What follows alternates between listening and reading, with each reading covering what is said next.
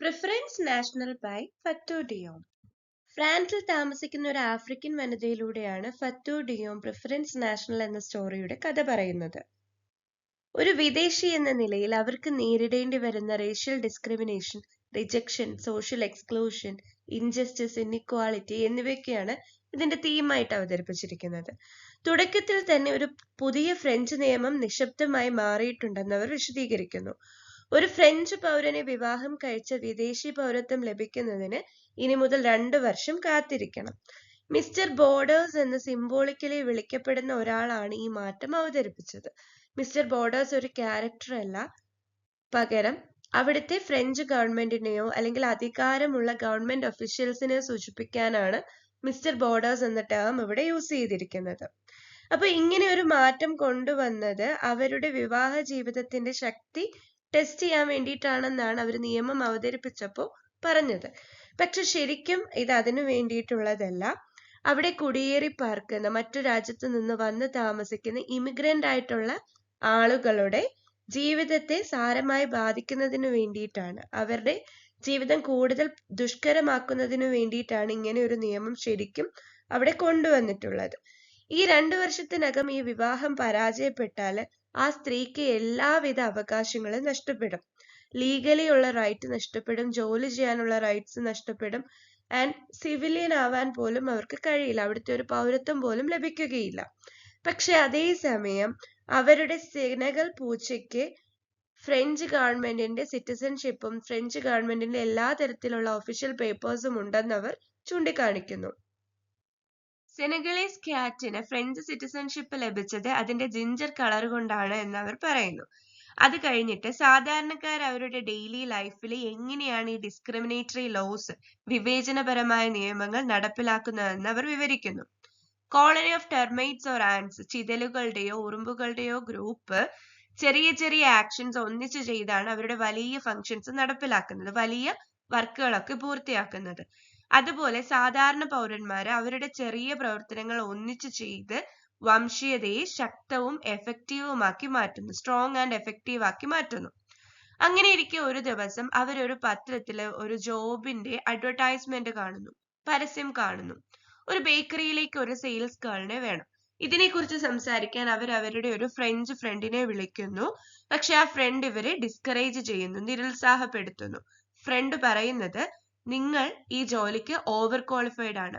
Teaching qualifications ഉള്ള നിങ്ങൾക്ക് ബേക്കറിയിൽ ഒരു സെയിൽസ് സ്കില്ലായിട്ട് പോയി നിന്നാൽ ബോറടിക്കും. അതുകൊണ്ട് എന്ത് ചെയ്യുക, ആ ജോലിക്ക് നിങ്ങൾ പോകണ്ട എന്ന് ആ ഫ്രണ്ട് പറയുകയാണ്. അപ്പോ അതിന് നറേറ്റർ പറയുന്നത്, അവരുടെ യോഗ്യതകൾ ഫ്രഞ്ച് ആണെങ്കിലും, അതായത് ഫ്രഞ്ച് ഡിഗ്രി ഒക്കെ ഉണ്ടെങ്കിൽ തന്നെയും അവൾ ആരാണെന്നുള്ള കാരണം കൊണ്ട് അവ അംഗീകരിക്കപ്പെടുന്നില്ല. അവരൊരു ഫ്രഞ്ച് ആഫ്രിക്കൻ വനിതയാണ്. സോ അവരുടെ ഒറിജിൻ എപ്പോഴും ഒരു പ്രോബ്ലം ആണ്. അതുകൊണ്ട് അവരുടെ ക്വാളിഫിക്കേഷൻസ് ഒന്നും തന്നെ എങ്ങും അംഗീകരിക്കപ്പെടുന്നില്ല. അവൾക്ക് ഇപ്പോൾ ഒരു ഉപജീവന മാർഗം കണ്ടെത്തേണ്ടതുണ്ട്, ജീവിക്കാൻ എന്തെങ്കിലും ഒരു ജോലി കണ്ടെത്തേണ്ടതുണ്ട്. അതൊരു ലക്ഷറി അല്ല, അവർക്ക് ഒരുപാട് ഓപ്ഷൻസ് ഒന്നും ഇല്ല. ഏതെങ്കിലും ഒരു നല്ല ജോലി കിട്ടിയാൽ അത് എന്ത് ചെയ്യുക, അത് ചെയ്യുക എന്നൊരു ഓപ്ഷൻ മാത്രമേ ഇപ്പോൾ അവരുടെ മുന്നിലുള്ളൂ. അടുത്ത ദിവസം ആ പരസ്യം കണ്ട ബേക്കറിയിലേക്ക് അവർ പോകുന്നു.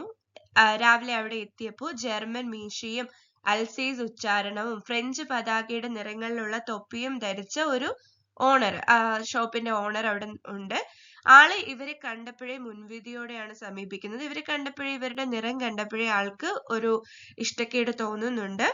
അപ്പൊ ആള് ചോദിക്കുന്നത്, നിങ്ങൾക്ക് അൽസേഷ്യൻ ഭാഷ സംസാരിക്കാൻ അറിയുമോ, അൽസേഷ്യൻ ഡയലക്റ്റ് അറിയുമോ എന്ന് ചോദിക്കുന്നുണ്ട്.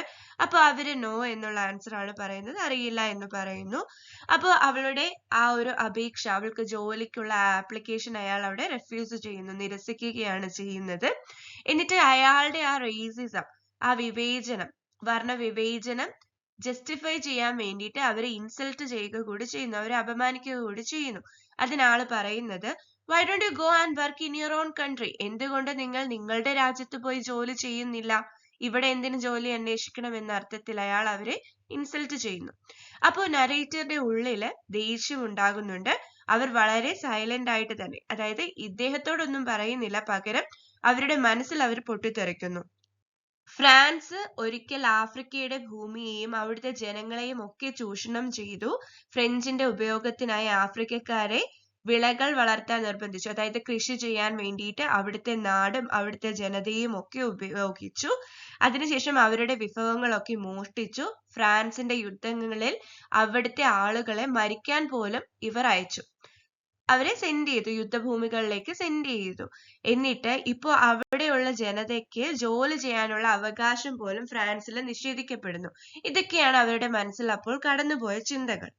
കുറച്ചു ദിവസങ്ങൾക്ക് ശേഷം അവൾ മറ്റൊരു പരസ്യം കാണുന്നു. ഒരു ഫ്രഞ്ച് ട്യൂട്ടറിന് വേണ്ടിയിട്ട് ക്യാഷ്യറായ ഒരു ലേഡി ഇട്ട പരസ്യമാണ്. അപ്പൊ ആ സ്ത്രീയെ വിളിച്ച് അവരെ കാണാനായിട്ട് ഏർപ്പാട് ചെയ്യുന്നു. അവരുടെ മകൾക്ക് 11 വയസ്സുള്ള മകൾക്ക് ഫ്രഞ്ച് പഠിക്കാൻ വേണ്ടിയിട്ട് ഒരു ട്യൂട്ടറെ അന്വേഷിക്കുന്ന ഒരു സൂപ്പർ മാർക്കറ്റിൽ വർക്ക് ചെയ്യുന്ന ഒരു ക്യാഷ്യർ ആയിട്ടുള്ള ലേഡി ആയിരുന്നു അത്. അപ്പോൾ നറേറ്റർ അവരുടെ ക്വാളിഫയിങ് സർട്ടിഫിക്കറ്റ്സ് ഒക്കെ കൊണ്ടുപോകുന്നുണ്ട്. കഫേയിൽ അവർ തമ്മിൽ മീറ്റ് ചെയ്യുന്നു. അപ്പൊ ആ സർട്ടിഫിക്കറ്റ്സ് ഒക്കെ ആ ക്യാഷ്യർ ലേഡി പരിശോധിച്ച് നോക്കുന്നുണ്ട്. അത് കഴിഞ്ഞിട്ട് അവർ പറയുന്നത്, I want A European type person. എനിക്കൊരു യൂറോപ്യൻ ടൈപ്പ് പേഴ്സണെയാണ് വേണ്ടത്. ക്വാളിഫിക്കേഷൻ ഉണ്ട്, ഡിഗ്രി ഉണ്ട്, എല്ലാം ഉണ്ട്, ടീച്ചിങ് ക്വാളിഫിക്കേഷൻസ് ഒക്കെ ഉണ്ട്. പക്ഷെ അവർക്ക് വേണ്ടത് എ യൂറോപ്യൻ ടൈപ്പ് പേഴ്സണെയാണ്, ആഫ്രിക്കൻ ടൈപ്പ് പേഴ്സണെ അല്ല എന്നവർ ഇൻഡയറക്റ്റ് ആയിട്ട് ഇൻസൾട്ട് ചെയ്ത് പറയാണ്. കൂടാതെ അവർക്ക് അവരുടെ മകളുടെ വിദ്യാഭ്യാസം മെസ്സപ്പ് ചെയ്യാനും താല്പര്യമില്ല, കുഴപ്പത്തിലാക്കാനും താല്പര്യമില്ല. അപ്പൊ ഇത് കേട്ടപ്പോൾ വല്ലാതെ അപമാനിക്കപ്പെട്ട നരേറ്റർ അവിടെ നിന്ന് അവരോട് മറുപടി പറയുന്നു. If you had what I have between my ears you wouldn't be working as a supermarket cashier. അപ്പൊ ഈ സെന്റൻസ് കൊണ്ട് ഉദ്ദേശിച്ചിരിക്കുന്നത്, ഞാൻ നിങ്ങളെക്കാൾ സ്മാർട്ടാണ്, എന്നെക്കാൾ നിങ്ങൾ സ്മാർട്ട് ആയിരുന്നെങ്കിൽ നിങ്ങൾ ഒരിക്കലും ഒരു ക്യാഷ്യർ ആയിട്ട് വർക്ക് ചെയ്യുകയില്ല. എനിക്ക് എന്റേതായ എബിലിറ്റീസ് ഉണ്ട്. ഒരു ഫ്രഞ്ച് വുമൺ ആയിരുന്നിട്ട് പോലും നിങ്ങളുടെ സ്വന്തം മകൾക്ക് ഫ്രഞ്ച് പറഞ്ഞു കൊടുക്കാൻ നിങ്ങൾക്ക് കഴിയുന്നില്ലല്ലോ എന്ന് ഇൻഡയറക്റ്റ് ആയിട്ട് പറയുകയാണ് അവിടെ ചെയ്തത്. എനിക്ക് എന്റേതായ എബിലിറ്റീസ് ഉണ്ട്, എനിക്ക് ക്വാളിഫിക്കേഷൻസ് ഉണ്ട്. അപ്പൊ എന്റെ അത്രയും, അല്ലെങ്കിൽ നിങ്ങൾക്ക് നല്ല ബുദ്ധി ഉണ്ടായിരുന്നെങ്കിൽ നിങ്ങൾ എന്ത് ചെയ്തേനെ, കുറച്ചുകൂടി നല്ല പൊസിഷനിൽ നല്ല ഏതെങ്കിലും ഒരിടത്ത് വർക്ക് ചെയ്തിരുന്നേനെ എന്ന് അവർ പറഞ്ഞു. ക്യാഷ്യർ ലേഡി ദേഷ്യപ്പെട്ടുകൊണ്ട് പറയുന്നു, നിങ്ങൾ കുടിക്കുന്ന ഡ്രിങ്കിന്റെ പണം നിങ്ങൾ നൽകിയിട്ടില്ല.